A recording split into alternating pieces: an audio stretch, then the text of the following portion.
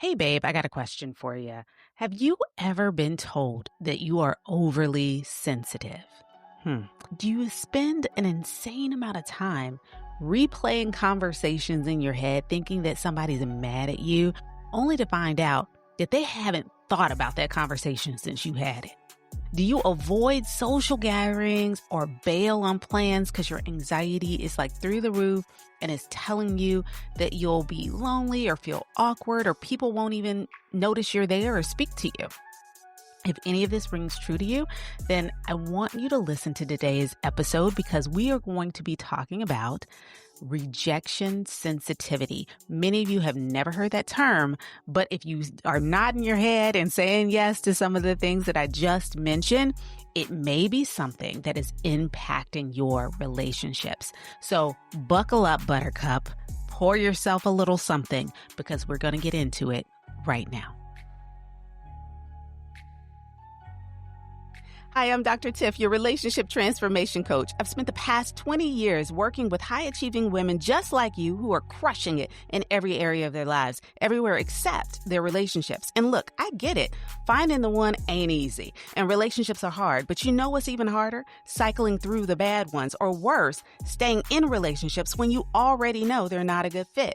You want a relationship of ease, uncomplicated, someone to love you down, but instead you've been suffering through bad dates, sexual incompatibility, and someone who might be good for somebody, but not for you. And if we're really being honest, you know that deep down, the work that really needs to be done starts and ends with you. If you're done wasting time in dead-end relationships and sick of looking for, chasing after, or trying to convince somebody to be the one, and you're ready to become the one, then baby, you're in the right place. So prop your feet and let's clink glasses because I'm giving you the tea and the tips to fix your relationships. Let's go.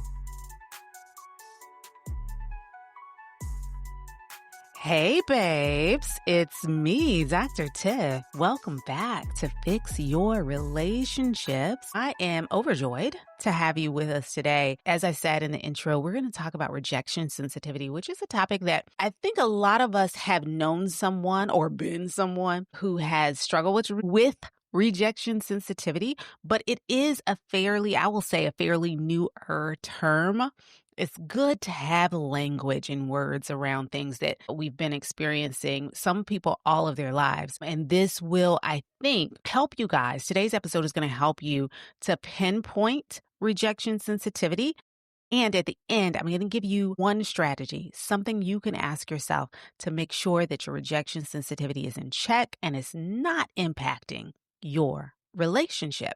But before we get started today, I want to remind you the Facebook group is over there and we're waiting on you. If you have not signed up and joined our Facebook community, what you waiting on, boo? I want you to go to fyrcommunity.com. That's F as in fix, Y as in your, R as in relationships, community. fyrcommunity.com. It'll get you right to the Facebook group, and all you have to do is join. You have to answer a few questions. We just want to make sure that you're a real deal human being. And then you'll be accepted into group, of course, because you're my babes, honey. I am waiting for you over there. It's a little lonely, I must say. I'm just waiting on you. So come on over. The beautiful thing about Facebook, well, first and foremost, the beautiful thing about podcasting for me is I get to share this information, this knowledge that God has gifted me to have and to hold, but He wants you to have this information.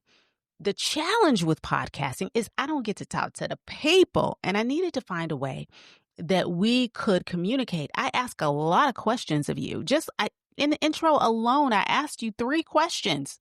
I don't even know your answer. So the Facebook community is a place where you can get back to me. You can holler at your girl. You can tell me what you thought of the episode. You can tell me how this thing called rejection sensitivity is impacting your life and your relationship. I want to know. I'm nosy. I need the tea. So head on over to fyrcommunity.com and join the Facebook group so we can stay in touch. Yes? And yes. All right.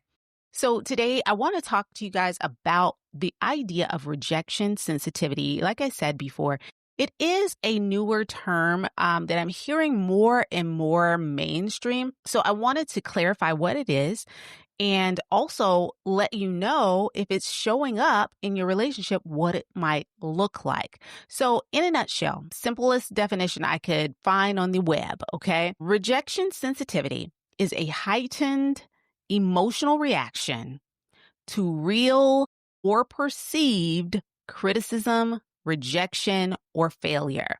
Rejection sensitivity is a heightened emotional reaction to real or perceived criticism, rejection, or failure. So those questions that I asked, if you have ever been told that you're overly sensitive, or maybe you know someone who is really, really sensitive, everything you say, they take things so personally, and they feel like, they just feel things deeper than the average person. What was the other question I asked? Are you spending a lot of time replaying conversations? You may be this person, you may know someone who does this, where you've had an interaction with them, and the next thing you know, they're following up with you, or maybe you're following up to make sure um, that either you didn't offend them, or to apologize about something that you said that they haven't thought of, or you're mad, you're holding on to something and replaying the conversation and thinking this person is upset with you. Come to find out, they hadn't thought about it at all, haven't lost a bit of sleep. And here you are up 3 days. Okay. If you know someone like that, or if you are someone like that, rejection sensitivity is a very real thing. We tend to see a lot of that in more of our neurodivergent side of the families, the ADHD, autism. You see it with anxiety disorders, but it's a very real thing, and people absolutely struggle with it. But it is something that can be managed. And I will tell you, at the end, I am going to give you this one thing that you can ask yourself. And I find that asking yourself this can sometimes get you out of that rejection sensitivity loop. So first and foremost, I want to share with you what rejection sensitivity is going to look like in your relationships so you can recognize it, whether it's in yourself or in your partner, okay? Folks who struggle with rejection sensitivity, they're going to experience some of these next five-ish things. You'll see this is kind of common. Not everybody is the same. You won't see this in every single case, but these are some criteria, things that you would see in someone with rejection sensitivity. So number one, an intense emotional response. So people with rejection sensitivity tend to, I don't want to say they're dramatic, but they do act or react a bit strong to perceived and actual negative feedback. So if there's a slight, if someone says, prime example, let's say you had a presentation at work, right? And your boss said, you know what, you did a really good job on this element of the presentation, but I really like you. I feel like this part of the presentation could be a little bit more streamlined. I'd like you to go back and really tackle this element of the presentation because I feel like we could dig a little bit deeper and it could be a lot better. That's a fine review, right? In my book. Someone with rejection sensitivity, that would ruin their whole day. They would go back to their office. There might be tears. There might be some anger, some overwhelm. They feel like, the boss is trying to reprimand them in front of people. And now the HR is going to come and give them a warning. And if they don't get this thing done and perfect the next time, they're probably going to be fired. Okay. That is an intense emotional response to a constructive, really, criticism. And I mean, it's feedback, right? We all should be able to take feedback, but that is an example of how this can go awry, how rejection sensitivity can play in our minds negatively. Basically, she'd be playing in our faces, okay? She'd be making us think that we're more upset than we really need to be. So it's our perception of a slight or our perception of negative feedback. It doesn't have to be actual, right?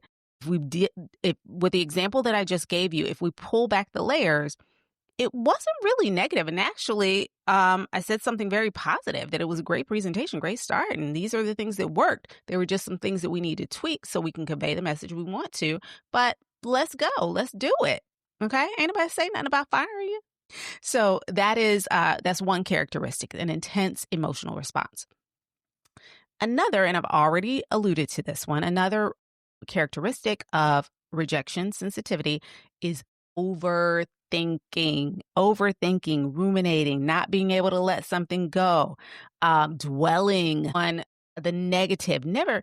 And it's not just, you do have some people that are glass half full, glass half empty, but this is someone who loves to dwell on their negative thought is their go-to. Okay. That's their default. They question, what their worthiness, they question their belongingness. Is that a word? And they really do struggle to move past those perceived rejections. Okay. So it's overthinking it to the point that I can't even, like with the example that I just gave, maybe this person is thinking about the mistake that they made on this project, so much so that they can't even focus on the work that was asked of them, that they can't get the things done because they're so upset about the mistakes that they made and how their boss spoke to them and what that actually means. They're digging the hole a lot deeper than it needs to be dug. Okay. All right. The next thing that you might see in someone with a rejection sensitivity is withdrawal from social situations. Okay. So this might mean avoiding social situations altogether. Now, I'm not saying, because, I love my alone time. And I've told y'all before, I love my bed. Okay. So if the option is go to this function and smile in front of people that I don't like, or go home and get in my bed, best believe, okay, I'm going home to get in my bed. But social withdrawal and getting out of social situations is avoiding social situations because I already know I'm already negative predicting that people are going to reject me or be mean to me or not like me or say mean things or hurt me. Then I just pull back and I won't go. Now, this is, again, a perception, unwarranted. Okay. There's no indication that this is actually happening. This is your perception. Okay. So it's not a situation where the last 3 times I went to Thanksgiving, a fight broke out. My auntie cussed me out. My cousin threw a dinner roll at me and the baby took my plate and wouldn't give it back. Okay. That happened the last 3 times. I'm not going no more. Okay. That actually sounds like a solid plan to me. If all that's going on, why subject yourself to it? That's not what we're talking about here. What we're talking about here is I think that these people won't want me there. They'll criticize me as soon as I walk in the door. They'll look me up and down. No one will speak to me. No one will like me. And rather than put myself through the humiliation of that, I'm going to stay away. I'm going to stay at home. I wish, and and coincidentally, you're like, they're saying at the same time, I wish I had more friends. I wish I was in a relationship. I wish I had a travel buddy and I didn't have to, travel solo. Nothing wrong with solo travel, by the way.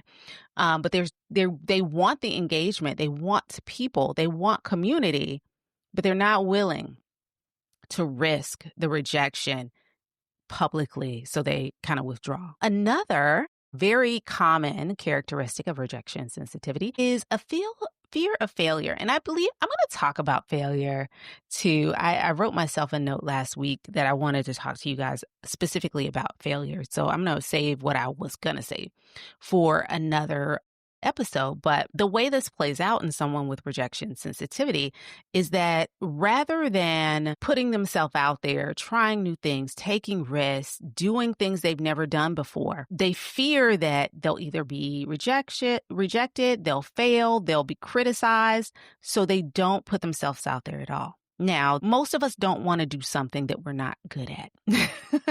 But there is a difference of just saying, you know what, caution to the wind. I'm just going.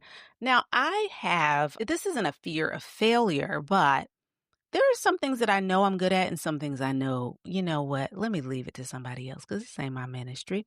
Golf. I'd love to play golf, and if anybody invites me, if you want to invite me, I'll probably go. I have golf clubs, but I can't play at all. I can hit it, but I don't know where it's going. And I don't understand the game, right?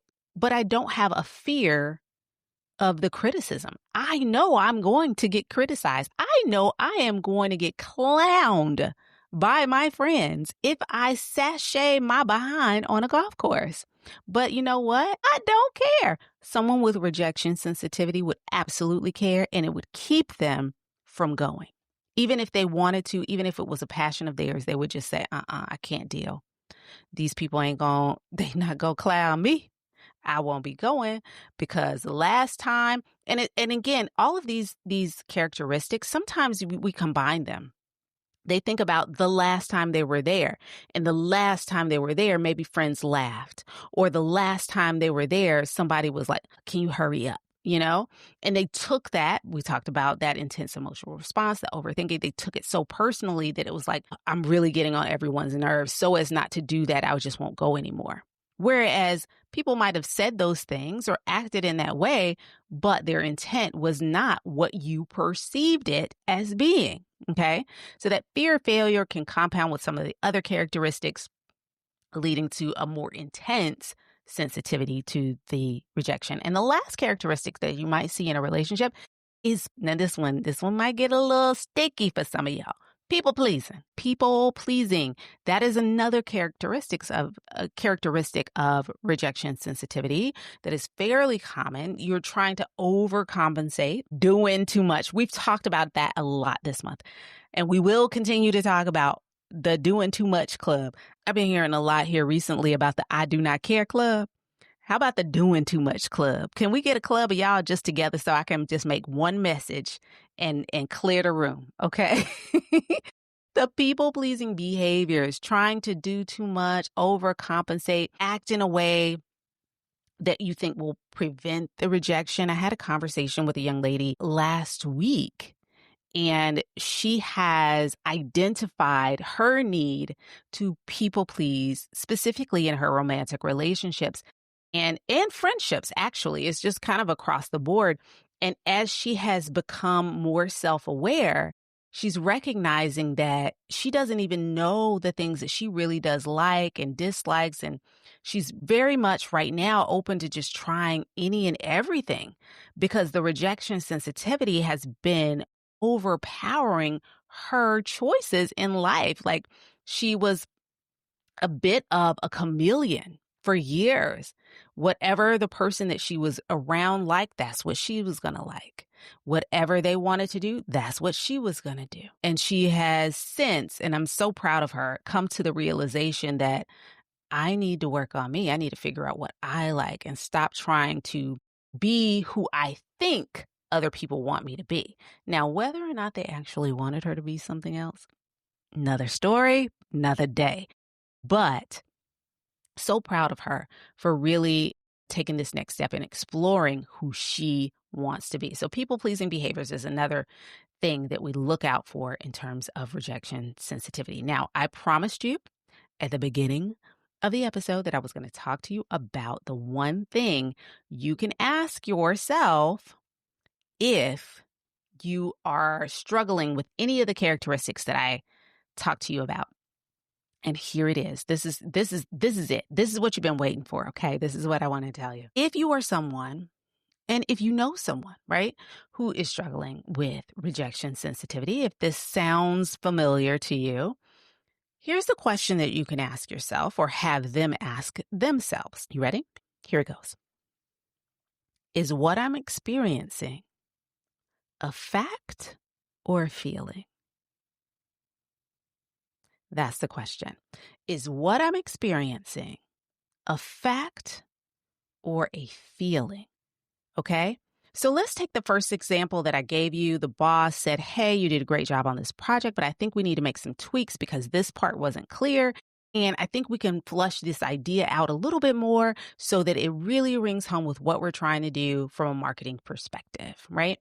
Boss says that, you're in tears because you feel like you're going to get demoted from your position. You're not going to get your bonus. HR is going to come in and give you a demerit or whatever the HR people do. And you are on a course to being fired if you don't get this thing done. And you're so upset about it, right? And the boss didn't say any of that, right? So what you would do in that scenario is you would ask yourself, okay, this is my experience of everything that's going on with me right now. Okay. Is it a fact that my boss is going to fire me? Or is that a feeling? Is it a fact that I'm going to lose my bonus because they've asked me to tweak a part of this presentation? Is it a fact that I'm about to lose my job and HR is going to come in and put me on a performance review, whatever they call it, child? I ain't worked in corporate in so long. HR is going to come in and just ream me out because I didn't do this perfectly. Or am I feeling this way? Those are two very different things. Fact or feeling. Is it a fact or is it a feeling? Am I just feeling like people are going to reject me? Or is that a fact? Has that actually happened? Am I feeling like people don't like me? Or that in some of this, I would say, I don't think this is a part of rejection sensitivity, but imposter syndrome lives next door, okay? Because imposter syndrome can creep in there too. Like, what if they think I'm not as smart as I say I am? Or what if they think I don't know what I'm talking about? If you're in a new career or have changed careers recently or at a new job, you might struggle a little bit or not be as up to speed as other people, or maybe you do know what you're talking about, but because you're being asked so many questions, you feel like, oh my gosh, do I really know? Am I really prepared? And you talk yourself out of the blessings that God is giving you. That's the real drama of rejection sensitivity. It is talking you out of, keeping you from blocking God's blessings over your life. That boss who gave you the tips to improve your presentation may be the same person to mentor you and maybe promote you to the next level.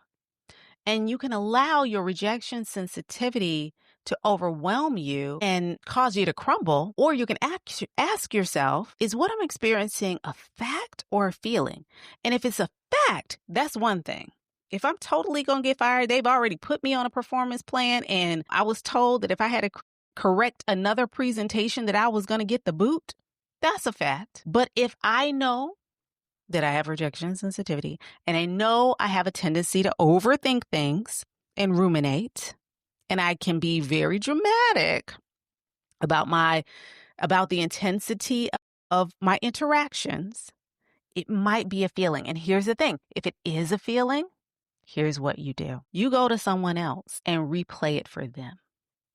Replay it for them. Go to someone in your life that you trust, okay? Maybe it's a mom, maybe it's a spouse, maybe it's a trusted friend. Go to them and say, hey, let me tell you what happened to me at work today and tell me what you think about it. Tell me how you would react if this was happening to you. Now, don't go to somebody else with rejection sensitivity and ask them because, honey, but go to someone that you trust that is level-headed and doesn't have these characteristics and just ask them, how would you perceive what happened? And that way, you know, okay, am I operating out of rejection sensitivity or am I basing my interaction in fact, in reality? Because that's where you want to live. That's where you want to operate. Okay. So the one thing you can do always is ask yourself, is this a fact or a feeling? Now let's talk about how it shows up in relationships. Your partner says, hey, babe, I did this yesterday. This isn't how the ending of this won't be how it actually happened. But here's the scenario. So my dog isn't crate training. He's already trained. But when we leave the house, we don't leave my dog out in the open because he will counter surf.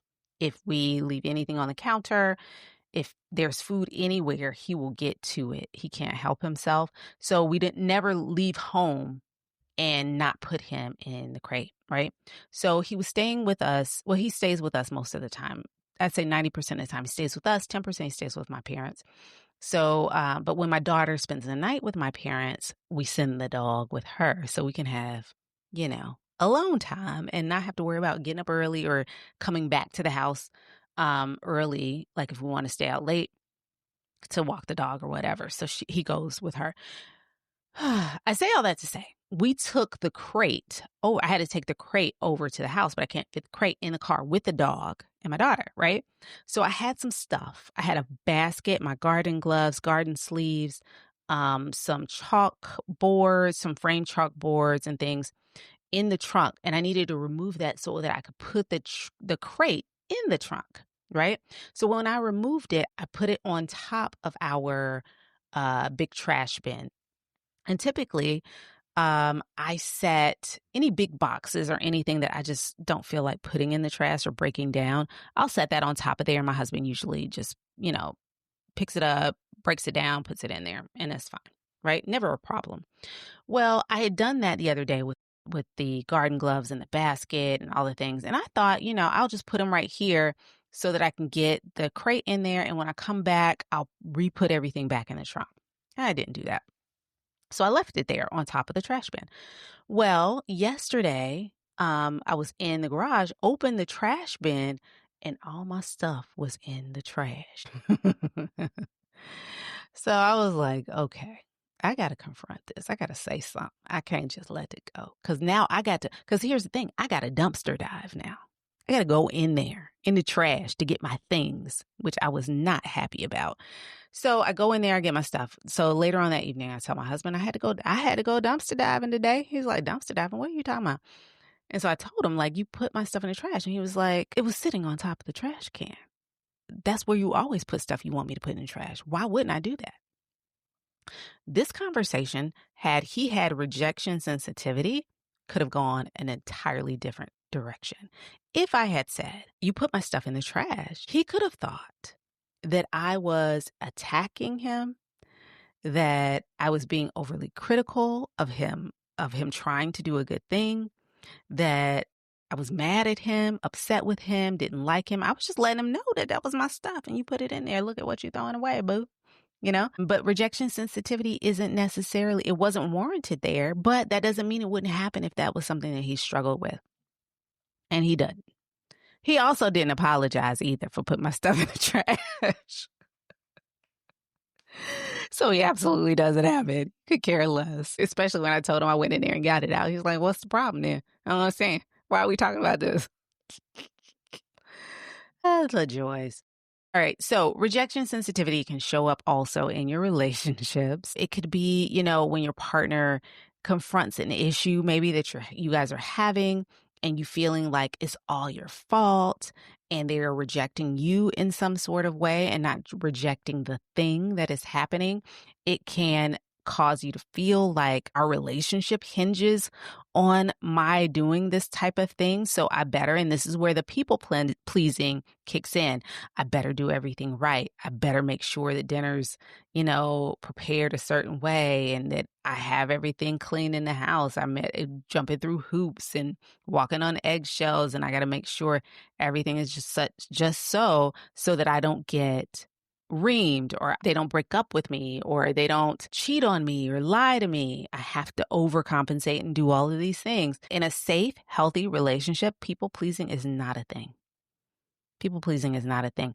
In a safe, healthy, happy relationship, you are doing things for your partner and your partner is doing things for you because you want to do it, not because you are trying to keep them from rejecting you or hurting you.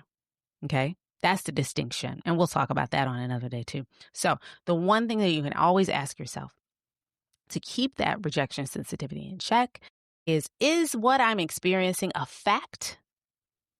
Did you intentionally throw all of my things away so that I would have to turn upside down in a dumpster to get it out? He didn't do that. That wasn't his intention, right? That might have been a feeling, and that was never my feeling either. I knew he just didn't know. But if I had rejection sensitivity, I could see how that would go awry. Okay. All right. So if you are someone who struggles with rejection sensitivity or think you might be, or maybe you know someone who does, share this episode with them because they may see themselves or hear about themselves. And certainly, if you feel like this could be you, if I started pushing some buttons, poking and prodding and starting to meddle in your business, then I want to meddle some more. Reach out to me over on the Facebook group, fyrcommunity.com, and just let me know. Let me know what about this rung true to you, what sounded familiar, who you know in your life. I got people in my life that this checks all the boxes, okay? I know it. I can see, I visualize. I'm not going to say who it is, who they are, but down, okay? So if that is you, though, you are my boo, and I want to help you work through that rejection sensitivity. So reach out to me, email me at support@drtiffanyhenry.com. I'd love to set up a one-on-one coaching consult with you. I do a free 15-minute coffee chat to see if relationship coaching, our relationship reset coaching, is right for you. And I'll be happy to explore that with you as well. This has been another episode of Fix Your Relationships. Again, I'm Dr. Tiff, and I look forward to seeing you again next week. Ciao. Hey, babe, I hope you enjoyed today's episode. My goal with this podcast is to bless you with information that helps you fix those relationships that are most important to you, but not before you do the self-work needed to make sure that those relationships thrive.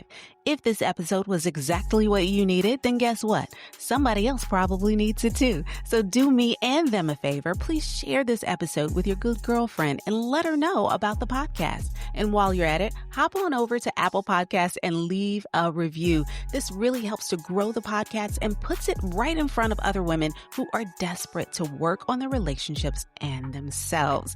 And if you haven't done so already, I want to invite you to join our community of like-minded women all on a journey to become the one. You can sign up for free at becometheone.myflowdesk.com/email. I know that's a lot, so just go on over to the show notes and click that link there.